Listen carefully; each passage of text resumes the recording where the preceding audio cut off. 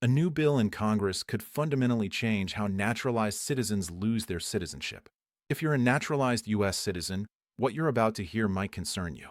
This isn't about what you did to become a citizen anymore. This is about what happens after. Stay with me because this affects millions of Americans. Welcome back to U.S. Visa Updates, where we break down complex immigration news into information you can actually understand and use. I'm here today to discuss something that's generating a lot of anxiety in immigrant communities across America, the Fraud Accountability Act.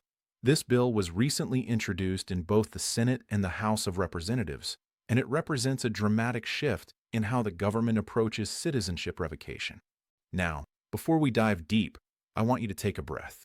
There's a big difference between a bill being introduced and a bill becoming law. I'm going to explain exactly what this legislation proposes, walk you through the serious legal problems it faces, and give you my honest assessment of whether you should be losing sleep over this. If this is your first time here, make sure to subscribe and hit that notification bell so you don't miss critical updates that could affect your immigration status or that of your loved ones. Understanding current denaturalization law. Let me start by explaining how naturalization works right now because understanding the current system is essential to grasping why this bill is so controversial. Under existing law, the government can strip someone of their U.S. citizenship only for issues related to how they obtained that citizenship in the first place. This typically happens in two scenarios. First, if there was a technical or procedural error in the naturalization process, meaning someone was granted citizenship when they legally shouldn't have been. Second, and more commonly, if someone committed fraud or made material misrepresentations during their naturalization application process. The key word here is during. Everything hinges on conduct that occurred before or while becoming a citizen. Once you're naturalized, your actions as a U.S. citizen might subject you to criminal prosecution just like any other American, but they cannot be grounds for revoking your citizenship. Your citizenship, once properly obtained, is permanent. This principle isn't arbitrary. It reflects a fundamental understanding in American law that citizenship is not conditional. You're either a citizen or you're not. There's no probationary period. There's no citizenship light.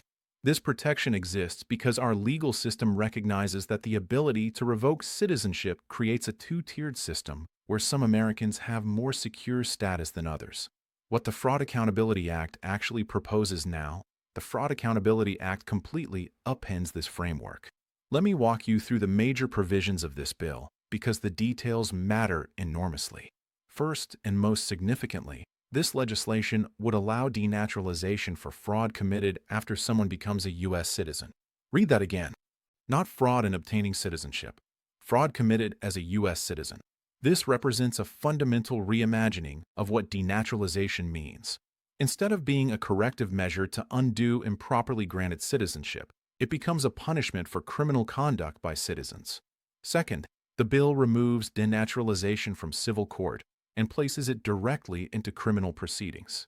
Under this proposal, when someone is convicted of fraud in criminal court, that same court would be required to immediately initiate denaturalization proceedings. The citizenship revocation wouldn't be a separate civil process. It would be part of the criminal sentence. Third, and this is where it gets particularly concerning, the bill uses mandatory language. It states that judges shall denaturalize someone convicted of fraud, not may. Not can consider shall. This means judges would have no discretion, no ability to weigh individual circumstances, no room for mercy or proportionality. Conviction equals denaturalization automatically. Fourth, the bill eliminates the $10,000 threshold for fraud. Currently, for fraud to be considered an aggravated felony that triggers immigration consequences for green card holders, it generally needs to involve more than $10,000. This threshold exists to distinguish between serious fraud and relatively minor offenses. The Fraud Accountability Act removes this distinction entirely. Any fraud, regardless of amount, would qualify. Fifth, and this affects not just citizens, but permanent residents, too. The bill applies deportability provisions to naturalized citizens. This is extraordinary from a legal perspective. Deportability sections of immigration law have always applied to non-citizens. The concept of deporting a citizen is fundamentally contradictory. Yet, this bill attempts to bridge that gap by using denaturalization as a pathway to make citizens deportable. Finally, The bill includes retroactive application going back to September 30th, 1996, nearly 30 years. Anyone convicted of fraud since that date could potentially face denaturalization proceedings under this law if it passes. Think about that.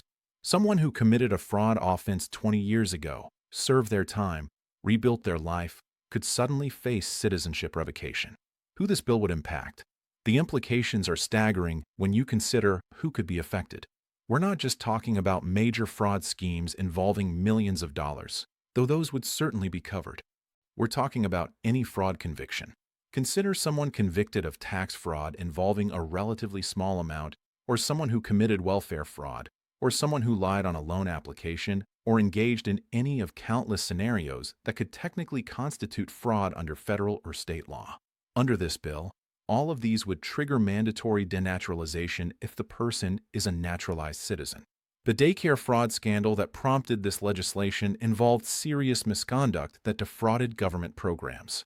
Nobody defends that kind of fraud, but this bill goes so far beyond addressing that specific situation. It creates a sweeping mechanism that could affect thousands of naturalized citizens for offenses that natural-born citizens would face through the criminal justice system without any threat to their citizenship. The constitutional problems. Now, let's talk about why this bill faces enormous legal obstacles. I'm going to discuss two Supreme Court precedents that present nearly insurmountable challenges to this legislation. The first is Afroyim versus Rusk, decided in 1967. In that case, the Supreme Court held that Congress cannot take away a U.S. citizen's citizenship unless that person voluntarily renounces it. This was a landmark decision that established citizenship as a constitutional right that cannot be stripped by legislative action. The Fraud Accountability Act attempts to do exactly what Afroyim prohibits: create a statutory mechanism for involuntary denaturalization based on post-citizenship conduct. The second critical precedent is Schneider versus Rusk from 1964. This case established that naturalized citizens possess the same rights as natural-born citizens with one exception: eligibility for the presidency. The court held that creating different classes of citizens with different rights violates equal protection principles fundamental to our Constitution. The Fraud Accountability Act explicitly creates two classes of citizens. Natural-born citizens could commit fraud and face criminal penalties, but their citizenship would remain secure. Naturalized citizens committing identical offenses would lose their citizenship. This is precisely the kind of differential treatment that Schneider prohibits. Some might argue that naturalized citizenship has always been revocable in ways that birthright citizenship is not, which is technically true, but that revocation has always been tied to fraud in obtaining citizenship itself. Once citizenship is properly obtained, both naturalized and natural-born citizens have been treated equally regarding their status. This bill breaks that principle by making naturalized citizenship conditionally permanent based on future conduct. Why this bill likely won't become law? Let me be clear about my assessment. I do not believe this bill will become law in its current form. And if it somehow does, I believe it would be struck down by federal courts relatively quickly. First, there's the political reality. Many bills are introduced in Congress as responses to current events or to demonstrate action to constituents. The vast majority never make it out of committee. They're symbolic gestures or negotiating positions rather than serious legislative proposals. Given how dramatically this bill would reshape fundamental aspects of citizenship law, it would require overwhelming support to pass both chambers and receive presidential approval. That level of consensus seems unlikely, especially given the constitutional problems. Second, even if political circumstances aligned and this bill somehow passed and was signed into law, it would immediately face legal challenges. Civil rights organizations would undoubtedly file suit before the ink dried on the president's signature. Given the clear precedents in Afru and Schneider, lower courts would likely issue preliminary injunctions blocking implementation while the cases proceeded. Eventually, the Supreme Court would need to either overturn its own precedents or strike down the law. Third, consider the practical implications that would emerge if this law were enforced. You'd have judges forced to naturalize people for minor fraud offenses with no ability to consider whether the punishment fits the situation. You'd have people who committed offenses decades ago suddenly facing citizenship loss. You'd have the government attempting to deport people to countries they haven't lived in for 40 or 50 years. The human consequences would be severe and the implementation challenges would be massive. The broader concerning trend. That said, while this specific bill likely won't become law, it represents a troubling trend that does concern me as someone who has worked in this field. There's an increasing movement to treat naturalization like deportation, to use immigration consequences as additional punishment for criminal conduct by naturalized citizens. This represents a fundamental misunderstanding or perhaps a deliberate reframing of what immigration law is meant to do. Immigration law governs who can enter and remain in the United States as a non-citizen. It's civil, not criminal. Deportation is not punishment for a crime. It's a consequence of losing legal status to remain in the country. Citizens, by definition, cannot lose their legal status to remain in the country. They have an absolute right to be here. When we start talking about denaturalization as punishment for crimes, we're turning immigration law into an extension of the criminal justice system specifically for naturalized citizens.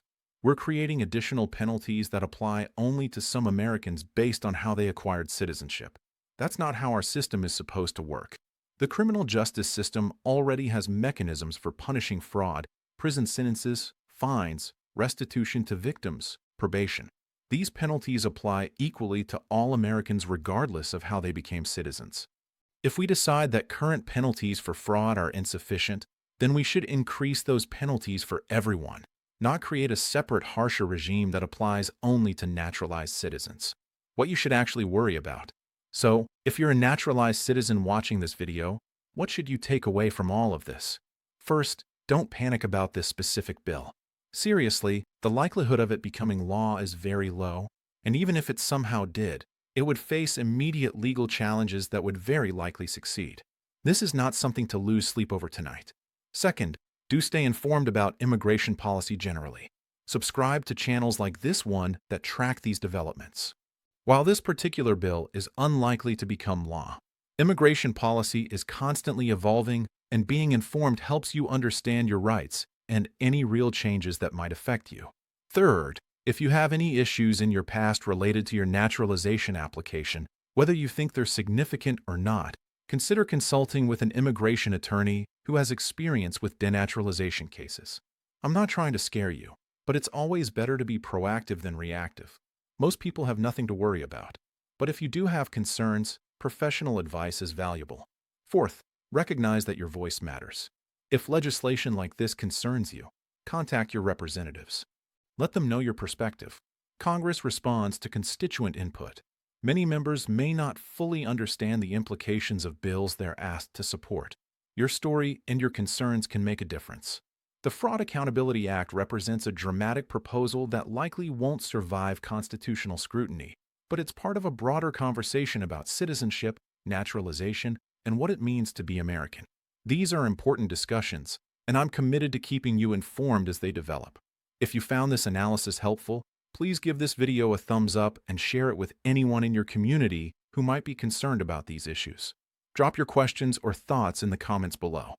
I read every comment and often create follow-up videos based on what you're asking about. Remember, knowledge is power, especially in immigration matters. Stay informed, stay engaged, and don't let fear drive your decisions. Until next time, this is U.S. Visa Updates, helping you navigate the complex world of American immigration.